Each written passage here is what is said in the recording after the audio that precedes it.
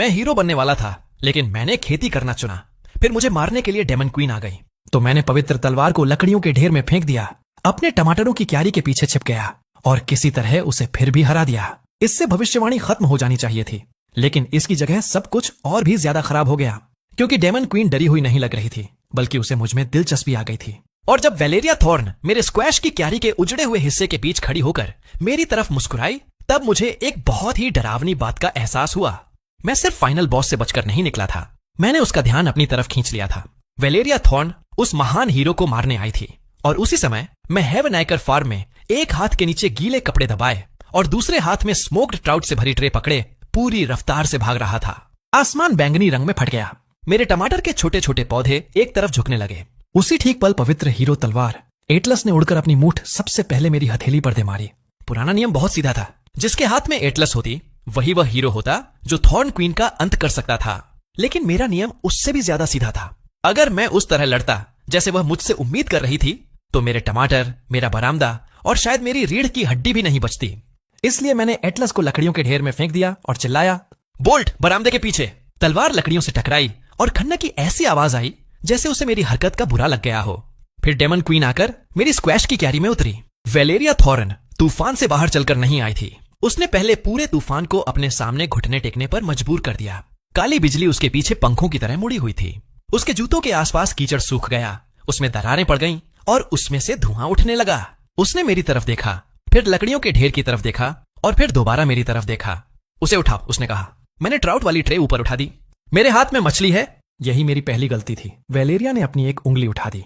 हेवनाइकर farm के ऊपर की हवा पूरी तरह खामोश हो गई। सिर्फ शांत नहीं, पूरी तरह खामोश। बारिश की बूंदें आधे रास्ते में ही गिरना बंद हो गईं, जैसे खुद मौसम ने भी तय कर लिया हो कि अब वह उसकी इजाजत का इंतजार करेगा। वेलेरिया की उंगली नीचे आई। मेरे बरामदे के ऊपर एक काला सूरज खुल गया। बोल्ट बारिश के पानी वाले बड़े ड्रम के पीछे से बाहर निकल आया। मेरा मैकेनिकल कुत्ता कमर तक ऊंचा था, उसकी बॉडी पर कई डेंट पड़े हुए थे और उसे उन पुर्जों से बनाया गया था जिन्हें मैंने कभी खरबूजे चुराने वाले चोरों को डराने के लिए मंगवाया था। उसके बाएं कान की धातु वाली प्लेट कभी भी सीधी नहीं रहती थी, और जब भी वह इस बात पर झूठ बोलता कि उसके अंदर तेल कम बचा है, उसकी पूंछ टक टक की आवाज करने लगती थी। उसने काले सूरज की तरफ देखा, एक बार भौंका और अपनी छाती पर लगी तांबे की हैच खोल दी। एनाइहिलेशन जादू सीधे उसी पर आकर लगा, और अगले ही पल वही जादू गर्म बारिश बनकर नीचे बरसने लगा। बाढ़ के पीछे खाई के अंदर कुछ लोग झुककर बैठे हुए थे। सरेंडर टैग, फटे हुए कंबल। वे लोग जो उसके तूफान का पीछा करते हुए यहां तक आए थे क्योंकि वे अपनी आंखों से देखना चाहते थे कि लापता हीरो कैसे मरेगा, इससे पहले कि वह दुनिया को एक और युद्ध में धकेल दे। मुझे अभी उनकी पूरी कहानी नहीं पता थी। मैं सिर्फ इतना जानता था कि वे भी मेरी तरफ घूर रहे थे, और यह भी कोई आम बारिश नहीं थी। यह एक सलीके वाली, खेतों पर बरसने वाली बारिश थी। वह टमाटर के छोटे छोटे पौधों पर सीधी कतारों में गिर रही थी। उसने मेरे गीले कपड़ों से राख धो दी और स्मोक्ड ट्राउट के ऊपर हल्की हल्की भाप उठने लगी, बिना उसके नमक का स्वाद खराब किए। वेलेरिया घूरती रह गई। खाई में छिपे लोग भी घूरते रह गए, यहां तक कि एटलस भी लकड़ियों के ढेर के अंदर खड़खड़ाने लगी। यह दो हिस्सों में फंसी लकड़ी के नीचे से तलवार की दबे हुए आवाज आई। हीरो का सामान्य व्यवहार बिल्कुल नहीं है। मैंने बरामदे की तरफ इशारा किया। Bolt, good boy. बोल्ट ने अपनी धातु की पूंछ खुशी से हिलाई। वेलेरिया की आंखें सिकुड़ गईं। मैं अपनी दोनों जिंदगियों में बहुत से गुस्से वाले लोगों से मिल चुका था। गुस्सैल बॉस, गुस्सैल मकान मालिक और एक बहुत गुस्सैल हंस जिसने पूरे 3 हफ्तों तक पूर्वी तालाब पर अपना कब्जा जमाए रखा था। लेकिन वेलेरिया अलग थी। उसका गुस्सा पहले तेज नहीं होता था, वह पहले और ज्यादा केंद्रित हो जाता था। 15 साल, उसने कहा। मैंने पूरे 15 साल इंतजार किया कि हीरो जिस भी बिल में छिपा है वहां से बाहर निकले। मैंने जवाब दिया, मैं ज्यादातर समय तो खलिहान में था। तलवार बोली, तुम्हें चुनना मेरी बहुत खराब समझ थी। एटलस लकड़ियों के ढेर के अंदर सीधी खड़ी हो गई। उसकी मूठ कांप रही थी। मैंने भविष्यवाणी में चुने गए पात्र को चुना था। मैंने उसके ऊपर एक लकड़ी का गट्ठा लात मारकर गिरा दिया। खाई में छिपे लोगों के मुंह से एक साथ ऐसी आवाज निकली जैसे पूरी भीड़ ने एक साथ निगल लिया हो।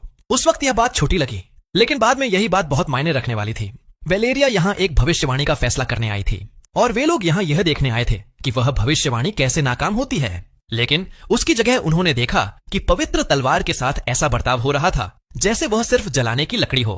वेलेरिया मुस्कुराई। उस समय मुझे लगा कि वह मुस्कान सिर्फ इसलिए थी क्योंकि उसे यह सब मजेदार लग रहा था। लेकिन तभी फार्म की हर बाट का खंभा उसकी तरफ झुक गया।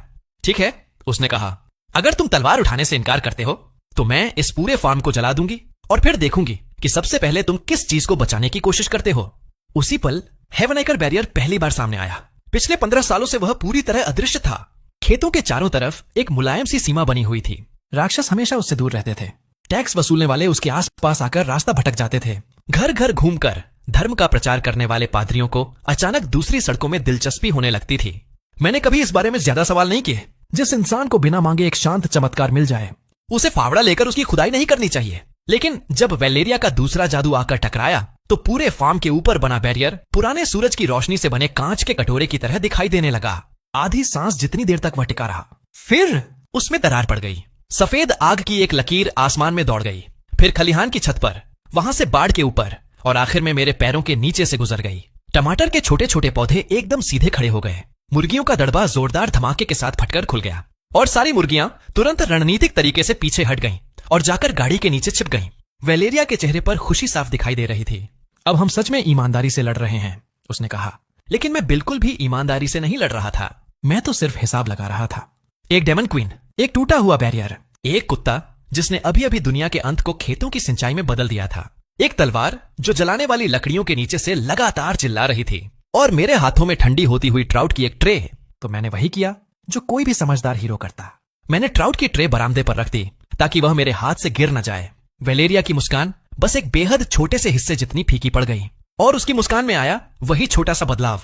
मेरी जान बचा गया, क्योंकि जब तक वह यह तय कर रही थी कि मैंने जानबूझकर उसका अपमान किया है या नहीं, तभी बोल्ट हरकत में आ गया। वह भेड़ी की तरह तेज नहीं था, वह ऐसे तेज था जैसे किसी ने कोई औजार पूरी ताकत से फेंक दिया हो। एक पल पहले वह बारिश के पानी वाले ड्रम के पास खड़ा था, और अगले ही पल वह वेलेरिया और टमाटर की क्यारी के बीच पहुंच चुका था। उसके तांबे के पंजे कीचड़ में गहरी लकीरें खोद रहे थे। वेलेरिया ने अपना हाथ फैला दिया। आसमान से काले भाले बरसने लगे। बोल्ट की पीठ खुल गई। कपड़े सुखाने वाली रस्सियां अपने खंभों से टूटकर निकल आईं।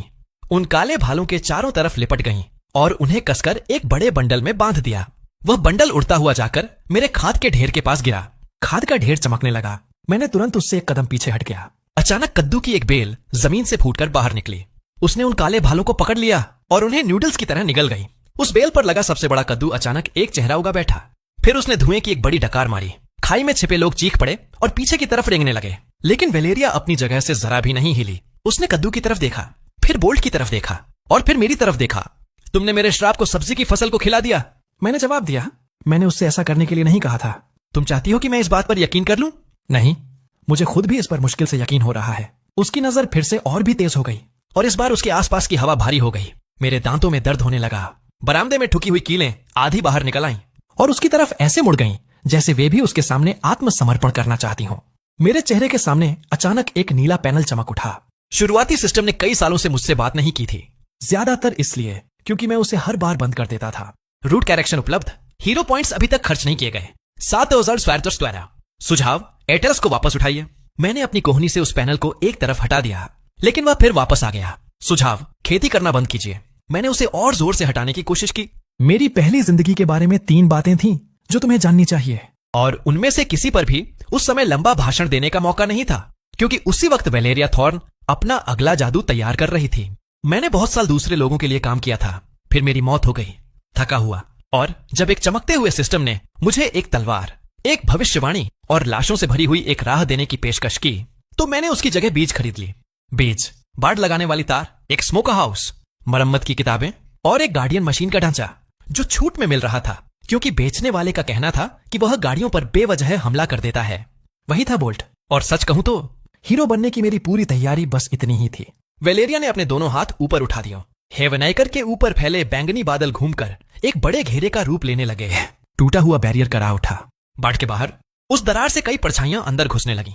सींग वाले राक्षस, कीचड़ से बने राक्षस और दुबले पतले अजीब जीव जिनकी कोहनियां जरूरत से कहीं ज्यादा थीं। खाई में छिपे लोगों ने जैसे ही उन राक्षसों को देखा, वे भागने लगे। सड़क के पास एक बूढ़ा आदमी ठोकर खाकर गिर पड़ा। एक कीचड़ वाला राक्षस उस पर झपट पड़ा। मैंने बिना सोचे समझे लकड़ियों के ढेर से एटलस उठा ली और उसे ऐसे फेंक दिया जैसे कोई मांस का टुकड़ा फेंकता है। तलवार सीधी उड़ती हुई राक्षस के ऊपर से निकल गई, हवा में घूमी और जाकर उस बूढ़े आदमी के कंबल को बाढ़ के एक खंभे से कील की तरह टिका दिया। बूढ़ा आदमी जोर से चीख पड़ा। एटलस उससे भी ज्यादा जोर से चिल्लाई, मुझे फेंकना बंद करो। उधर बोल्ट ने उस राक्षस का काम तमाम कर दिया। उसने राक्षस की पसलियों पर जोरदार टक्कर मारी, फिर अपना जबड़ा खोला और उसमें से एक छोटी सी सफेद किरण निकाली जिसने उस राक्षस को गीली मिट्टी के ढेर में बदल दिया। बूढ़ा आदमी चीखना बंद कर चुका था। उसने पहले अपने कंबल को पकड़े हुई तलवार की तरफ देखा, फिर मेरी तरफ देखा। वह धीरे से बोला, उसने पवित्र तलवार से मेरी जान बचाई। असल में मेरा निशाना पूरे 6 फीट चूक गया था। उसके बगल में खड़ी औरत ने उसका हाथ पकड़ लिया। हीरो ने पवित्र तलवार की बेइज्जती भी की और फिर भी तुम्हारी जान बचा ली। असल में ऐसा बिल्कुल नहीं हुआ था, लेकिन वेलेरिया ने यह बात सुन ली। उसके चेहरे का भाव बदल गया। डर नहीं, अभी नहीं, बल्कि दिलचस्पी, और वही सबसे ज्यादा खतरनाक था। तो यही तुम्हारा तरीका है, उसने कहा। तुम बेतुकी हरकतों से पूरी दुनिया की सतर्कता कम कर देते हो। मैंने एटलस को खींचकर बाहर निकाला और उसकी नोक सीधे कीचड़ में गाड़ दी। मेरा तरीका तो बस तुमसे यहां से चले जाने के लिए कहना है। तुम मुझसे ऐसे बात कर रहे हो जैसे मैं कोई मेहमान हूं। तुम मेरे स्क्वैश के पौधों पर खड़ी हो। वेलेरिया ने नीचे देखा। उसके जूते के नीचे स्क्वैश के 3 छोटे पौधे कुचल चुके थे। उसने अपना पैर तुरंत हटा लिया। काश मैं कह पाता कि मैंने उसे ऐसा करने पर मजबूर किया था, लेकिन ऐसा नहीं था। मुझे लगता है कि वह बस इस बात से परेशान हो गई थी कि वे पौधे सचमुच निराश दिखाई दे रहे थे। तभी बोल्ट फिर से भौंका। इस बार उसकी भौंक पहले से कहीं ज्यादा तेज और चेतावनी भरी थी। टूटा हुआ बैरियर अब और ज्यादा खुलने लगा था। उत्तर वाली बाड़ के पास और भी राक्षस इकट्ठा होने लगे। खाई में छिपे लोग भाग चुके थे, लेकिन वे पूरी तरह गए नहीं थे। वे चट्टानों, गाड़ियों और खाई की घास के पीछे से सब कुछ देख रहे थे, जैसे वे किसी ऐसे मुकदमे के गवाह हों जिसका नतीजा पहले ही तय हो चुका हो। वेलेरिया की नजर भी उन पर पड़ गई। उसके चेहरे का भाव ठंडा हो गया। तुम्हारे तमाशबीन तुम्हारी मौत देखने आए हैं, उसने कहा। क्या तुम उनकी भी रक्षा करोगे? नहीं। यह शब्द मेरे मुंह से बहुत जल्दी निकल गया। उन्हें देख रहे कुछ लोग यह सुनकर सहम गए। मैंने गला साफ किया। बोल्ट करेगा। बोल्ट के कान तुरंत खड़े हो गए। वेलेरिया एक बार हंसी। अगर तुम्हें अपनी जान की परवाह न हो तो उसकी हंसी बहुत खूबसूरत लगती।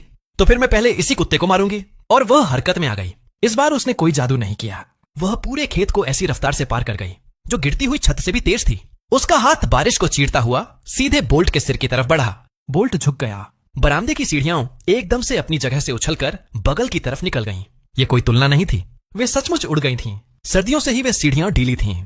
शायद बोल्ट ने बिना मुझे बताए उनके नीचे कुछ लगा दिया था। पूरी सीढ़ी का ढांचा स्प्रिंग ट्रैप की तरह उछला, सीधे जाकर वेलेरिया के टखने से टकराया और टकराते ही लकड़ियों के टुकड़ों में फट गया। वेलेरिया सिर्फ 1 इंच डगमगाई। खाई में छिपे लोग एक साथ हैरानी से सांस खींच बैठे, लेकिन बस 1 इंच ही काफी था। बोल्ट ने उसी मौके पर छलांग लगा दी। उसने अपने धातु के जबड़े वेलेरिया की कलाई के चारों तरफ फैली काली आभा पर जकड़ दिए और पूरी ताकत से खींचा। वह काली आभा ऐसे अलग हो गई जैसे कोई फटा हुआ कपड़ा खींचकर निकाल लिया गया हो। वेलेरिया की आंखें फैल गईं।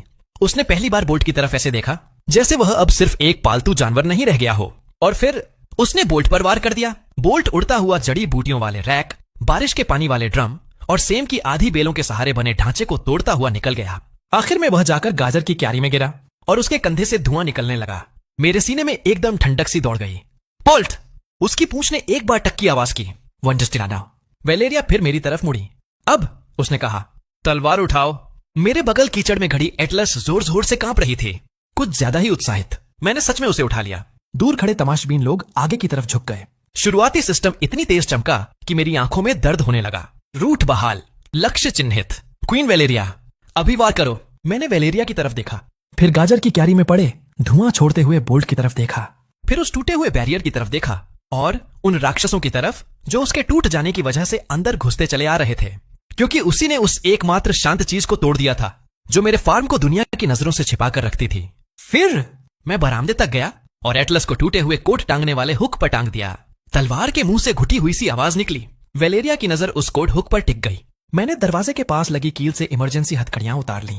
वे कोई हीरो वाली हथकड़ियां नहीं थीं, वे फार्म में इस्तेमाल होने वाली हथकड़ियां थीं।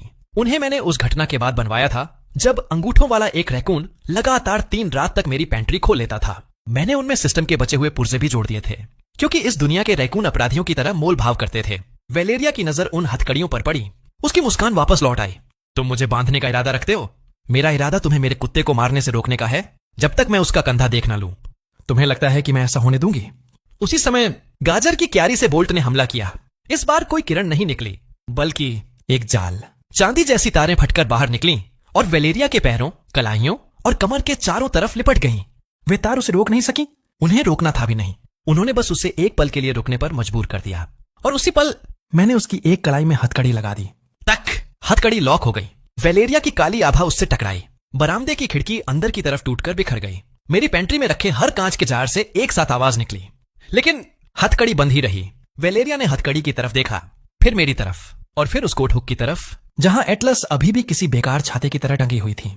मेरे पास शायद सिर्फ 3 सेकंड थे इससे पहले कि उसकी उलझन खत्म हो जाती, इसलिए मैंने उन पूरे 3 सेकंड का इस्तेमाल कर लिया। मैंने धुआं छोड़ रहे बोल्ट के कॉलर को पकड़ा उसे अपनी तरफ खींच लिया और जोर से चिल्लाया, पोर्च प्रोटोकॉल। बोल्ट की पूंछ ने 2 बार टकटक की आवाज की और तभी पूरा फार्म जवाब देने लगा। हवा से चलने वाली चक्की उल्टी दिशा में घूमने लगी। बाट के खंभे चमक उठे। कपड़े सुखाने वाली रस्सियां टूटकर पूरे इलाके में एक विशाल जाल की तरह फैल गईं। स्मोक हाउस की चिमनी से सफेद गर्मी का एक विशाल स्तंभ निकलकर सीधे तूफान की तरफ जा पहुंचा। वेलेरिया ने ऊपर उठने की कोशिश की।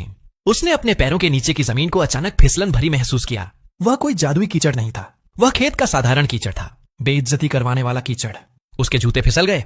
डेमन क्वीन, जिसने कई राज्यों को जीत लिया था, पूरी की पूरी सेनाओं को कुचल दिया था और एक भविष्यवाणी को गले से पकड़कर घसीट लाई थी, वह मेरे आंगन में फिसल गई और एक घुटने के बल गिर पड़ी। तमाशबीन लोगों ने यह देख लिया, राक्षसों ने भी यह देख लिया और एटलस ने तो यह जरूर देखा। ओह, तलवार बोली। वेलेरिया के चेहरे से सारे भाव गायब हो गए और उसके चेहरे की वही खाली अभिव्यक्ति पूरे दिन में देखी गई सबसे डरावनी चीज थी। फिर फार्म के ऊपर बना काला घेरा अचानक टूटकर बिखर गया। उसने जितनी भी जादुई शक्ति इकट्ठी की थी, वह सब एक साथ नीचे टूटकर गिरने लगी। बोल्ट ने अपने सिर से मुझे जोर का धक्का देकर पीछे हटा दिया। स्मोक हाउस की चिमनी बीच से फट गई। बारिश के पानी वाला ड्रम जमीन से ऊपर उठ गया। टूटा हुआ बैरियर उस गिरते हुए जादू को रोकने के लिए सामने आया, अंदर की तरफ मुड़ गया और आरी के ब्लेड जैसी चीख निकालने लगा। एक पल के लिए पूरा आधा एकड़ का फार्म एक काले तारे के अंदर कैद हो गया। फिर बोल्ट की छाती पर लगी हैच दोबारा खुल गई। वह काला तारा उसके अंदर समाने लगा, फिर उससे होकर बाढ़ में बह गया, फिर टमाटरों की गीली कतारों में फैल गया, फिर उस कद्दू की बेल में पहुंचा जिसने पहले ही अजीब आदतें सीख ली थीं, और आखिर में जमीन के अंदर उतर गया। पूर्वी खेत का हर एक बीज उसी पल अंकुरित हो गया। बाढ़ के अंदर मौजूद हर राक्षस गीली मिट्टी में बदल गया और बाढ़ के बाहर खड़े हर तमाशबीन जमीन पर गिर पड़े। वेलेरिया थॉर्न ने मेरी तरफ एक कदम बढ़ाया, फिर उसकी आंखें उलट गईं और वह मेरे बरामदे पर बेहोश होकर गिर पड़ी। तूफान पूरी तरह गायब हो गया। आधा एकड़ वाले बैरियर में पहाड़ी से लेकर छोटी नदी तक एक लंबी दरार फट गई और उसकी आवाज बिल्कुल कपड़ा फटने जैसी थी। कुछ पल तक कोई भी अपनी जगह से नहीं हिला। फिर खाई में छिपी एक औरत ने मेरे बरामदे की तरफ उंगली दिखाते हुए चिल्लाकर कहा, हीरो ने थॉर्न क्वीन को एक कुत्ते की मदद से हरा दिया। नहीं, वही बूढ़ा आदमी एटलस को अपनी छाती से लगाए हुए था, जबकि मैंने उसे तलवार दी भी नहीं थी। वह बोला, उसने उसकी जान बख्श दी। एक और तमाशबीन पीछे हटने लगा और फिर भागने लगा। भागते भागते वह चिल्लाया, उसने पवित्र तलवार फेंक दी क्योंकि उसे उसकी जरूरत ही नहीं थी। अरे ऐसा भी नहीं, मैं अपनी बात पूरी भी नहीं कर पाया। वे सब भाग चुके थे। अफवाहें राक्षसों से भी तेज दौड़ती हैं, यह बात मैंने उसी पहले दिन सीख ली। बोल्ट लंगड़ाता हुआ बरामदे तक आया और उसने अपनी नाक से वेलेरिया के हाथ को हल्के से छुआ, लेकिन वह नहीं जागी। शुरुआती सिस्टम एक बार फिर मेरे चेहरे के सामने आ गया। लक्ष्य निष्क्रिय। क्या अंतिम वार किया जाए? एटलस बूढ़े आदमी की बाहों में हल्का हल्का गूंज रही थी, जैसे वह खुद को काम का साबित करने की कोशिश कर रही हो। मैंने सिस्टम की विंडो बंद कर दी। फिर मैंने एटलस वापस ले ली। वेलेरिया को उसके कंधों से पकड़कर घर के अंदर घसीटा और दूसरी हथकड़ी का सिरा मेरी रसोई की मेज के लोहे के पैर से बांध दिया। मैंने यह इसलिए नहीं किया क्योंकि मैं बहुत बहादुर था। मैंने ऐसा इसलिए किया क्योंकि फाइनल बॉस कहलाने वाले किसी इंसान को मार देना, मुझे ऐसा फैसला लगा जिसके बाद बहुत सारा हिसाब किताब और झंझट झेलना पड़ता। और फिर उसने मेरा बैरियर भी तोड़ दिया था। हेवन एकर की फटी हुई सीमा के बाहर राक्षस अब भागने की बजाय बाढ़ के चारों तरफ चक्कर लगाने लगे थे। तमाशबीन लोग पहले ही जा चुके थे और वे अपने साथ उस पूरी घटना की गलत कहानी लेकर गए थे जो उन्होंने अपनी आंखों से देखी थी। घर के अंदर वेलेरिया थॉर्न मेरी रसोई के फर्श पर पड़ी थी, साबुन से साफ की हुई, हथकड़ी लगी हुई और उसके दांतों के बीच से धुआं निकल रहा था। एटलस दरवाजे के पास दीवार पर टंगी हुई थी। बोल्ट उसके और पेंट्री के बीच बैठा था। उसके एक कंधे से अब भी चिंगारियां निकल रही थीं। तभी वेलेरिया ने अपनी आंखें खोल दी। वे हथकड़ियां कोई जादुई रस्म का हिस्सा नहीं थीं, लेकिन वेलेरिया थॉर्न ने यही समझा। वह मेरी रसोई के फर्श पर जागी। उसकी एक कलाई लोहे की मेज के पैर से हथकड़ी से बंधी हुई थी। उसके एक जूते पर अब भी मेरे आंगन की कीचड़ लगी हुई थी जिस पर फिसलकर वह गिरी थी, और उसके चेहरे पर वही भाव था जो किसी ऐसी औरत के चेहरे पर होता है जो यह तय कर रही हो कि बेइज्जती को युद्ध अपराध माना जाना चाहिए या नहीं। मैं कमरे के दूसरी तरफ खड़ा था। एक हाथ में फ्राइंग पैन था और दूसरे हाथ में पेंट्री वाला चाकू, उसके लिए नहीं, नाश्ता बनाने के लिए। लेकिन यह फर्क उसे जरा भी शांत नहीं कर पाया। तुमने मुझे खाने के पास जंजीर से बांध दिया, वेलेरिया ने कहा। मैंने तुम्हें खाने से दूर बांधा है। उसकी नजर पेंट्री की तरफ चली गई। बोल्ट भी उसी दिशा में खिसक गया। उसके कंधे पर तांबे की एक पट्टी, 2 कीलें और मेरा आखिरी साफ तौलिया बांधकर मरम्मत की गई थी। उससे अब भी धुआं निकल रहा था, लेकिन फिर भी वह डेमन क्वीन और मेरे सूखे सेबों के बीच ऐसे खड़ा था जैसे कोई रिटायर्ड शेरिफ अभी भी अपना अधूरा काम पूरा कर रहा हो। वेलेरिया ने नीचे हथकड़ी की तरफ देखा, फिर मुस्कुराई। लोहे की मेज का पैर मुड़ गया। रसोई के सारे चम्मच एक साथ उछल पड़े, लेकिन हथकड़ी नहीं खुली। वेलेरिया की मुस्कान गायब हो गई। यह उन हथकड़ियों का दूसरा सबसे बेहतरीन काम था। पहला काम था उस रैकून को पकड़ना दरवाजे के पास दीवार पर टंगी एटलस खड़खड़ाई। इन बंधनों में बिना अनुमति के हीरो ग्रेड अवशेष मौजूद हैं। मैंने फ्राइंग पैन तलवार की तरफ तान दिया। तुम बहुत ज्यादा बोल रही हो। वेलेरिया की नजर तुरंत एटलस पर गई, फिर वापस मेरी तरफ आ गई। तुम पवित्र चीजों को बांध देते हो, दैवी तलवारों को भूखा रखते हो और ऐसे जानवर को आदेश देते हो जो एनाहिलेशन तक खा जाता है। फिर भी तुम डरने का नाटक करते हो। मैं नाटक नहीं कर रहा। झूठे, मेरे हाथों से पूछ लो। मेरे हाथ सचमुच कांप रहे थे। लेकिन अफसोस, इससे वेलेरिया का शक कम होने की बजाय और बढ़ गया। रसोई की खिड़की के बाहर आधा एकड़ वाले टूटे हुए बैरियर के बचे हुए हिस्से फटे हुए कांच की तरह टिमटिमा रहे थे और उसके बाहर का खेत सिर्फ एक रात में पूरी तरह बदल चुका था। राक्षस फार्म की सीमा पर इकट्ठा होने लगे और खुली हवा को सूंघने लगे। खाई में छिपे हुए लोग जा चुके थे, लेकिन उनके पैरों के निशान अब भी कीचड़ में मौजूद थे और उन सभी का रुख मेरे घर से दूर की तरफ था। अफवाह नाश्ते से पहले ही यहां से निकल चुकी थी। यह बुरी बात थी, लेकिन बैरियर का खुला होना उससे भी ज्यादा बुरी बात थी। अगर मैं वेलेरिया को मार देता तो शायद एक परेशानी खत्म हो जाती और सिस्टम जिन सभी भविष्यवाणियों को पूरा करवाना चाहता था उनकी शुरुआत हो जाती। अगर मैं उसे ऐसे ही जाने देता तो फार्म उन सभी चीजों के लिए खुला रह जाता जो पिछले 15 सालों से अंदर आने का इंतजार कर रही थीं। इसलिए मुझे तीसरा रास्ता चाहिए था, लेकिन बदकिस्मती से मेरा सबसे अच्छा तीसरा रास्ता था सूप। वेलेरिया ने मेज के पैर को फर्श पर 1 और इंच अपनी तरफ घसीट लिया। मुझे आजाद करो। रसोई में किसी को नहीं मारते। उसकी आंखें और तेज हो गईं। वह नहीं था, वह एक नियम था। वह मेरी तरफ झुक गई। हथकड़ी की जंजीर पूरी तरह तन गई। नियम मैं बनाती हूं, मेरी रसोई में नहीं। यह बात मुझे मरवा देनी चाहिए थी, लेकिन उसकी जगह वेलेरिया ने फिर से पेंट्री की तरफ देखा। उस सुबह पेंट्री ने दूसरी बार मेरी जान बचाई। जब मैं शिमला मिर्च काट रहा था तभी चूल्हे के पास एक नीला बिगिनर सिस्टम पैनल चमकने लगा। Enemy captive, route restored, suggested action interrogate. मैंने उसे अपनी कोहनी से बंद कर दिया। पैनल फिर से सामने आ गया। Suggested action execute. मैंने उसे शिमला मिर्च वाले कटोरे से फिर बंद कर दिया। वेलेरिया उस तैरते हुए पैनल को गायब होते देखती रही। तुम्हारे पास एक सिस्टम है, उसने कहा। वह अब भी जवाब देता है। एटलस भी। मैं दोनों की बात अनसुनी कर देता हूं। एटलस और जोर से खड़खड़ाने लगी। मैंने कटी हुई शिमला मिर्च फ्राइंग पैन में डाल दी। उसकी खुशबू सबसे पहले वेलेरिया तक पहुंची। उसकी ठुड्डी बहुत हल्की सी ऊपर उठी, बस थोड़ा सा, जैसे भूख कोई दुश्मन की जासूस हो और उसने उसे चोरी छिपे अंदर घुसते पकड़ लिया हो। यह क्या है? उसने पूछा। स्ट्यू। यह जलता है। शिमला मिर्च अपना परिचय ऐसे ही देती है। मैं आत्मसमर्पण में दिया गया खाना नहीं खाती। अच्छी बात है, यह नाश्ता है। वह इतनी नाराज दिखी कि कम से कम 1 मिनट और जिंदा रह सकती थी, इसलिए मैंने हथकड़ी खोल दी। बोल्ट गुर्राया। वेलेरिया अपनी जगह से नहीं हिली। यही उसके जैसे लोगों की सबसे बड़ी समस्या थी। जब वे बिल्कुल नहीं हिलते थे तो उसका मतलब कभी यह नहीं होता था कि अब सब सुरक्षित है।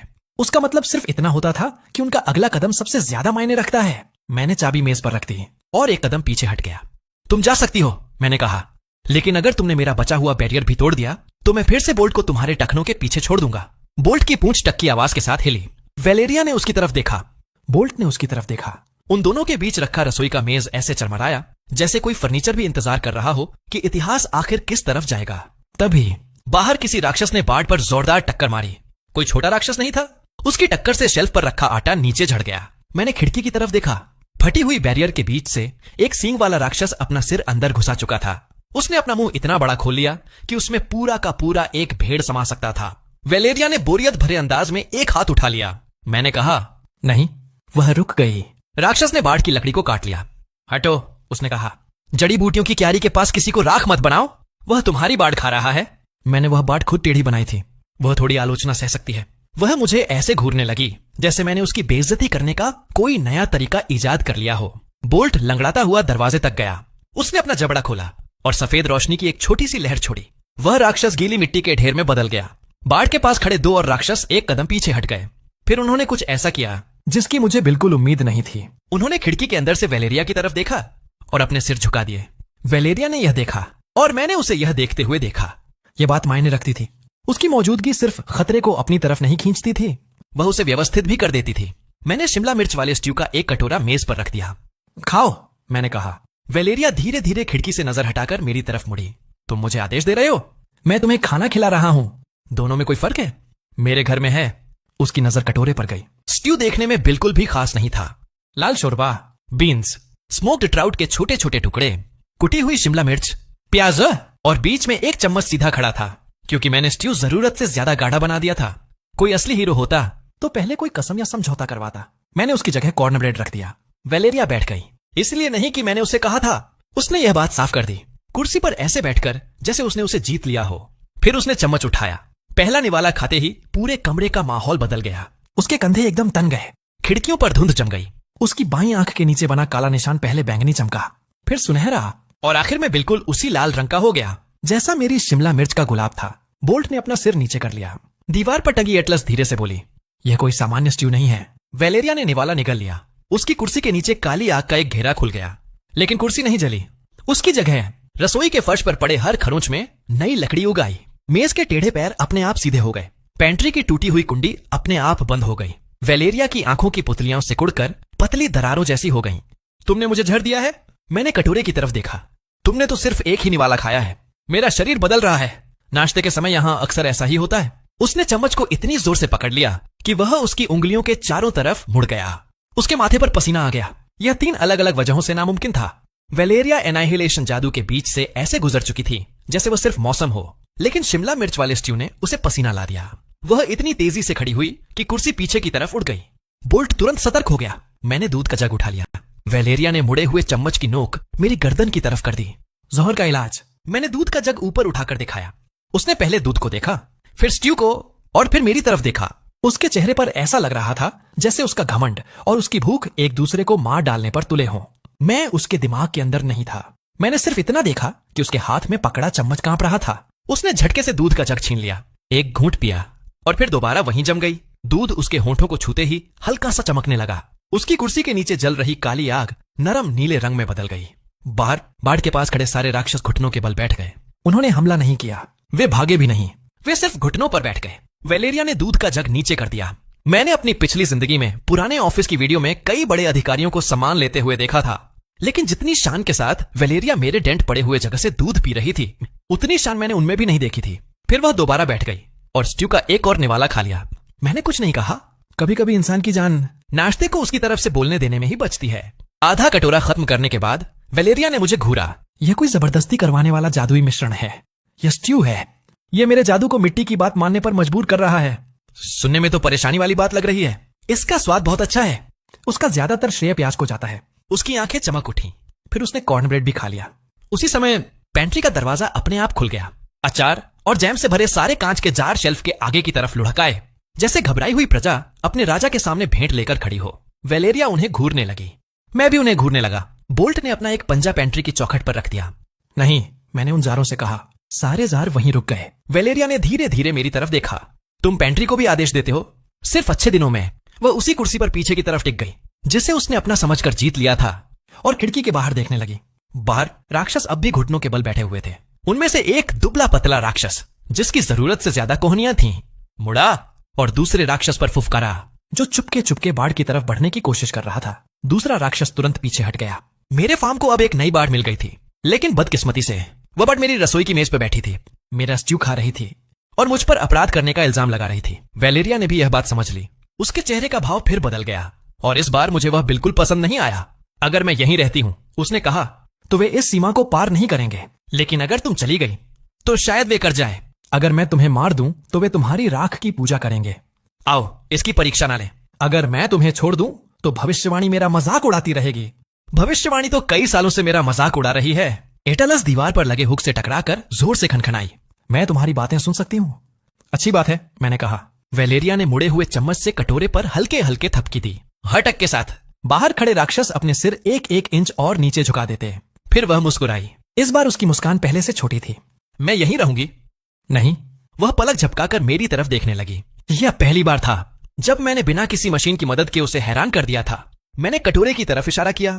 तुम कुछ शर्तों पर यहां रह सकती हो। मैं किसी शर्त को नहीं मानती। लेकिन तुमने कॉर्नब्रेड तो खा लिया। बोल्ट के मुंह से ऐसी आवाज निकली जो लगभग खांसी जैसी थी। वेलेरिया की नजर तुरंत उसकी तरफ गई। मैकेनिकल कुत्ते ने दूसरी तरफ देखने की कोशिश की, लेकिन बहुत देर हो चुकी थी। मैंने अपनी उंगलियों पर गिनना शुरू किया, क्योंकि उंगलियों पर गिनकर नियम बताने से वे थोड़े कम जानलेवा लगते थे। पहला, मेहमानों को नहीं मारना। दूसरा, फसलों को नहीं जलाना। तीसरा, पेंट्री से कुछ भी लेने से पहले पूछना होगा। चौथा, अगर तुम कुछ तोड़ोगी तो उसे ठीक करने में भी मदद करोगी। पांचवें, जब तक पूरा नाश्ता खत्म न कर लो तब तक उसे जहर मत कहना। वेलेरिया मेरे हाथ को ऐसे देख रही थी जैसे मेरी हर उंगली किसी दुश्मन सेना की कमांडर हो। फिर उसने कटोरा उठाया और बचा हुआ पूरा स्ट्यू एक ही बार में पी गई।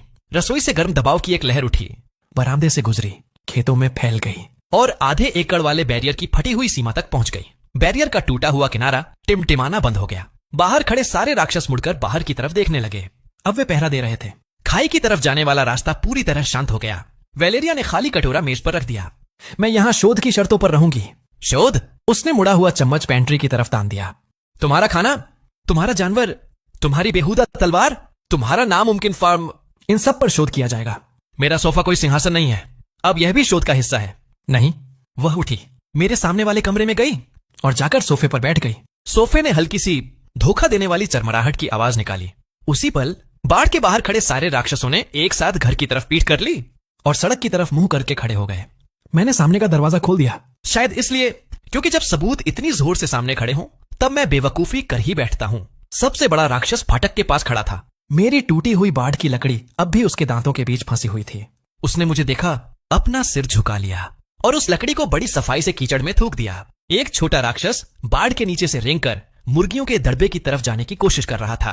वेलेरिया सोफे से उठी भी नहीं। उसने बस अपने हाथ में पकड़ा चम्मच एक बार उल्टा घुमा दिया। छोटा राक्षस तुरंत जमीन पर पूरी तरह चिपक गया और धीरे धीरे पीछे हट गया, मेरी मुर्गियों से दूर। मुर्गियों ने यह सब देख लिया और यही सबसे खतरनाक बात थी। सबसे बहादुर मुर्गी सीधे फाटक तक चली गई। उसने कीचड़ वाले राक्षस की नाक पर एक जोरदार चोंच मारी और फिर ऐसे अकड़ते हुए वापस चली गई जैसे उसने अभी अभी कोई छोटा सा राज्य जीत लिया हो। कीचड़ वाले राक्षस ने पलटकर कुछ नहीं किया। बोल्ट ने मेरी तरफ देखा, मैंने वेलेरिया की तरफ देखा। वेलेरिया अपने आप से बहुत खुश दिखाई दे रही थी और इसका मतलब था मुझे यह बात अभी रोकनी होगी, इससे पहले कि यह कोई नया नियम बन जाए। जो लोग बरामदे पर नहीं आते उन्हें खाना मना है, मैंने कहा। उसने एक भौं ऊपर उठा ली। अब तुम मेरी आभा को भी आदेश दोगे? मैं अपने आंगन के नियम बता रहा हूं। इस वक्त तुम्हारा आंगन मेरी बात मान रहा है। दबाव में मेरा आंगन बहुत खराब फैसले लेता है। उसके हाथ में पकड़ा चम्मच थोड़ा और मुड़ गया। बाहर हीरो विरोधी शरणार्थियों में से एक औरत चुपके से वापस आई थी। वह खाई में गिरा अपना कंबल उठाने आई थी। सबसे बड़ा राक्षस उसकी तरफ मुड़ गया। औरत वहीं जम गई। उसने दोनों हाथ ऊपर उठा दिए और रोने लगी। वेलेरिया बिना हिले डुले यह सब देखती रही। मैं बरामदे पर आ गया। उसे छोड़ दो, मैंने राक्षस से कहा। उसने मेरी बात नहीं सुनी और यह बिल्कुल सही था। अगर मैं उसकी जगह होता तो मैं भी अपनी बात नहीं सुनता। इसीलिए मैं वापस मुड़ा और सोफे की तरफ देखा। वेलेरिया, वह कुछ देर तक बिना पलक झपकाए मेरी तरफ देखती रही, जैसे किसी डरे हुए आम इंसान की मदद करना। उसके हर खिताब से नीचे की बात हो। फिर उसने चम्मच को बस एक बार हल्का सा घुमा दिया। सबसे बड़े राक्षस ने तुरंत अपना सिर झुका लिया और पीछे हट गया। वह शरणार्थी औरत अपना कंबल उठाकर इतनी तेज भागी कि उसका एक जूता कीचड़ में ही छूट गया। राक्षस वहीं खड़ा रहा और बाहर की तरफ मुंह करके पहरा देता रहा। बाड़ अब भी टूटी हुई थी, लेकिन फार्म के चारों तरफ फिर से एक सीमा बन गई थी। एक बदतमीजा सीमा, एक खतरनाक सीमा, और वह पूरी तरह उस औरत पर टिकी हुई थी जो अब भी सिर्फ अपने उसूलों की वजह से मुझे मारना चाहती थी। लेकिन कम से कम अब एक सीमा तो थी। मैं वापस घर के अंदर गया और वेलेरिया के हाथ से चम्मच ले लिया, इससे पहले कि वह उसे तोड़कर छर्रों में बदल देती। उसने बिना विरोध किए मुझे चम्मच दे दिया। उसका यह छोटा सा मान जाना उसे हथकड़ियों से भी ज्यादा परेशान कर रहा था। इसलिए उसकी भरपाई करने के लिए उसने सोफे का कंबल, पेंट्री का बायां हिस्सा और एक नीला मग शोध की निरंतरता के नाम पर अपना घोषित कर दिया। नीला मग मैंने उसे रखने दिया। मैंने पेंट्री की शेल्फ देने से साफ मना कर दिया। हम सूखे हुए सेबों को लेकर पूरे 12 सेकंड तक बहस करते रहे। आखिर में उसे 3 टुकड़ों की रखवाली का हक मिल गया। उसी समय एटलस दीवार पर लगे हुक से नीचे गिर पड़ी। तलवार फर्श से टकराई, एक बार उछली और फिसलते हुए बगल वाली मेज तक पहुंच गई। ऐसा लग रहा था जैसे उसने बड़ी नाटकीय एंट्री करने की योजना बनाई हो, लेकिन वह चूक गई हो। हीरो! एटलस चिल्लाई। धूल की वजह से उसकी आवाज थोड़ी दब गई थी। मैं दुश्मन को इस घर में रहने का अधिकार देने का विरोध करती हूँ। वेलेरिया सोफे के हत्थे पर झुककर नीचे उसकी तरफ देखने लगी। एटलस तुरंत चुप हो गई और वह चुप्पी पूरे कमरे की सबसे तेज आवाज जैसी लग रही थी। वेलेरिया ने 2 उंगलियों से तलवार की मूठ पकड़ने की कोशिश की। एटलस नीली चमक के साथ चिंगारी छोड़ते हुए पीछे उछल गई और दरवाजे के पास रखी छतरियों वाली बाल्टी में जा गिरी। बाल्टी पलट गई। 3 छतरियां गिरकर पवित्र तलवार के ऊपर आ गिरी। वेलेरिया उस ढेर को घूरती रही। फिर उसने शक भरी नजर से मेरी तरफ देखा। तुम्हारे घर के नियमों से तो तुम्हारी भविष्यवाणी वाली तलवार भी डरती है। उसे तंग जगह पसंद नहीं है। वह मुझसे भागी है, न वह छतरियों के नीचे जाकर छिपी है। तुम पवित्र हथियारों को घर की शर्म से सजा देते हो। मैं चीजें वहीं रखता हूँ जहां वे ठीक से आ जाएं। वह फिर से सोफे पर टिककर बैठ गई और मैं उसके चेहरे के बदलते हुए भाव देखता रहा। उसने किसी भी तरह से अपनी हार नहीं मानी थी, कम से कम जितना मैं समझ पा रहा था। और इसका मतलब था वह अभी यहां से जाने वाली नहीं थी। फार्म ने उसकी बेइज्जती की थी, उसे खाना खिलाया था, उसे बांधा था, उसके सामने खुद की रक्षा की थी और नाश्ते के अंदर अपने नियम छिपा दिए थे। वेलेरिया थॉरन के लिए यह हार नहीं थी, यह तो रिसर्च करने लायक नया विषय था। मुझे इस जीत से कोई खास खुशी नहीं हुई, लेकिन फिर भी यह जीत थी। डेमन क्वीन ने आत्मसमर्पण नहीं किया था, उसने माफी भी नहीं मांगी थी और वह सुरक्षित भी नहीं बनी थी, लेकिन वह यहीं रुक रही थी और मेरा फार्म अब खुला हुआ घाव नहीं रह गया था। पेंट्री अब विवादित इलाका बन चुकी थी। सोफा उसका साथ देने लगा था। पवित्र तलवार दीवार के हुक पर लटकी हुई मुंह फुलाकर बैठी थी और पूरे लगभग 6 शांत सेकंड तक मुझे सच में लगा कि नाश्ते ने आज का दिन बचा लिया है। तभी बोल्ट के कान खड़े हो गए। वह लंगड़ाता हुआ दरवाजे तक गया, अपने सिर से उसे धक्का देकर खोला और उत्तर वाली बाड़ की तरफ भौंकने लगा। पहरे पर खड़े राक्षस एक तरफ हट गए। पुराने बैरियर की टूटी हुई सीमा से कोई अंदर आया। कोई राक्षस नहीं। बोल्ट वापस लौटा और घास पर 2 लोगों को घसीटता हुआ अंदर लाया। उसकी पीठ पर एक खून से लथपथ आदमी झुका हुआ था।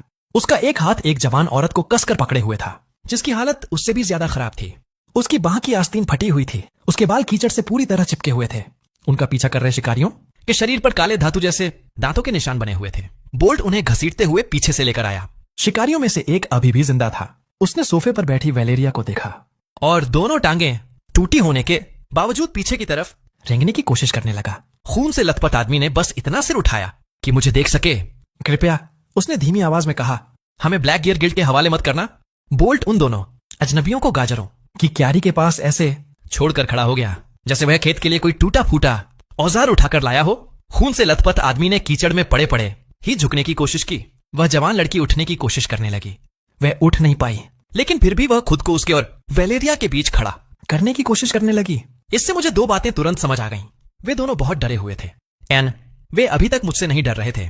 उस आदमी ने अपनी पसलियों पर एक हाथ रखा। मेरा नाम टोबिन ग्रेल है, उसने कहा, और यह मेरी बेटी लीला ग्रेल है। लीला ने पहले मेरे सोफे पर बैठी वैलेरिया को देखा, फिर दीवार पर टकी एटलस को और फिर बोल्ट के धुआं छोड़ते हुए कंधे को देखा।